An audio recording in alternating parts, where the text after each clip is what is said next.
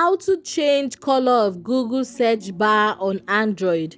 Hi guys, let's get started immediately. And now the first thing to do is to head over to your Google application. Now at the top right hand corner of your screen, you want to tap on your email symbol. Now you want to locate settings and tap on it. Head over to where you see customize search widget and tap on it. And now guys, as you can see over here, you can change the theme of your search widget.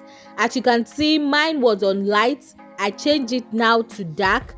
But if you want something colorful, you just want to go over to custom.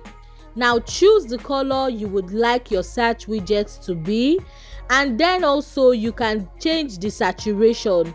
Now either make it lighter or darker in the same color. You can also do with the transparency, how transparent you would want it, and when you are done you want to go ahead and click on reset. And as you can see, my Google search bar's color has changed from what it previously used to be.